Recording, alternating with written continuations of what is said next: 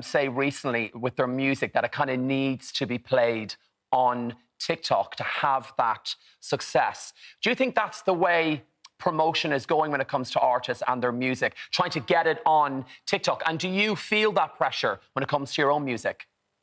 I think it is the way that it's going, but I don't feel the pressure. I mean, I very much spelt out to the social media bloke at a lovely Irish boy at the label. I was like, babe, I'm 37. I don't understand it. Like, I can just about use my phone. So I'm not going to be that one that like goes like this and clicks her fingers and changes the outfit. I'm not going to do that stuff. So it has to work for me. And actually, I think it can work for anybody. I think the pressure-wise, I don't feel under pressure. I think it's a new form of social media that I'm interested in, but I kind of, I'm not kind of obsessing over it. Also, I'm really good, Una, at not having success with charts. So I'm kind of like, you know what? If TikTok miraculously makes something go into the top 10, wow, I doubt it will. Yeah, and Jessie, who needs TikTok when you can make Barack Obama's playlist? So impressive. You were on his playlist, I believe. I was, yeah. It was great. It was at the end of that miserable 2020, and it kind of, my phone just blew up and everyone was texting me, and I think it was like the morning of New Year's Eve, and nobody was doing anything that New Year's Eve, and he put out the playlist and I was on there. Oh. And who knows if he listens to me or if it's his daughters making the playlist. I don't care. Yes. I'm thrilled. And I managed to like convince the label to do a deluxe and put it out as a single. So it worked a blinder for me. Everyone remembers their first gig they went to. I think mine was Boyzone back in the day. What was your first gig? My first gig was The Prodigy in Thurles. I just don't. I don't get that with you. That's so odd. I was 14, I think. Whoa, rock on. Una, what's the new record going to sound like? I'd like to know. Was Kylie Minogue your first gig? So tell me, how did you go from naming your guinea pigs after Kylie Minogue and Jason Donovan? Yeah. To then working with Kylie, a fabulous track with her, and then having her guest on your podcast. Not many people can say that. It's called stalking. And it worked. It worked. You've seen that TV show, You? That's me. I'm Jen. She came on the podcast because apparently our podcast is a place where one needs to promote things on, which is fantastic. And they know they're going to get a good meal, so that's fine. Yeah. And she played me her record and she was really excited about it. What's Your Pleasure had come out and she wanted to show me hers.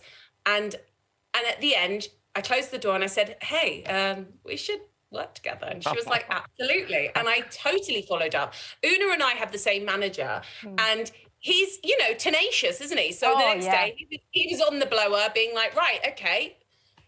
Kylie said she'd work with Jess. So he makes it happen, doesn't he?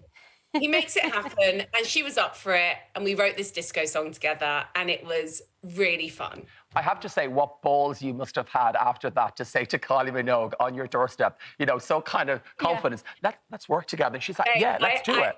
I had Kylie Minogue's Cote de Provence in me. That's what I had. And it's like fuel, rocket fuel. And Jessie, you are an amazing singer-songwriter, but you also have a very successful podcast, Table Manners, with your mum, your adorable mum, Lennie. She's so funny. She's like, everybody loves her. But you take your guests in. You've had like Kylie, you've had amazing guests, David Schwimmer. Yeah, you've had like Dolly Parton.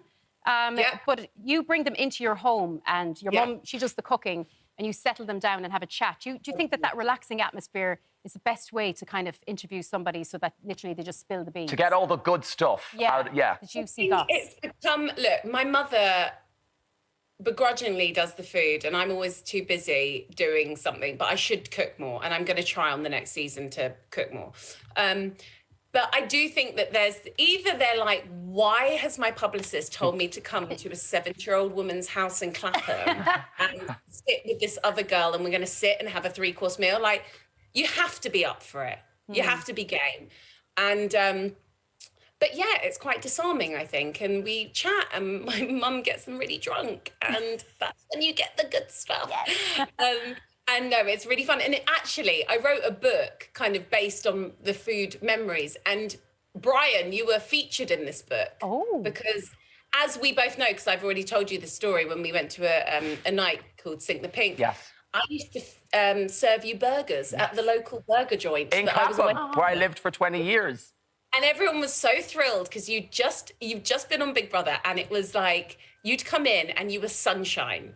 And you always had an order. You knew what you wanted. You were so lovely. And here we are now chatting. Listen, do you know what's so funny? Let me tell you, Jessie, the order has not changed. It's always a burger, well done, with no tomato.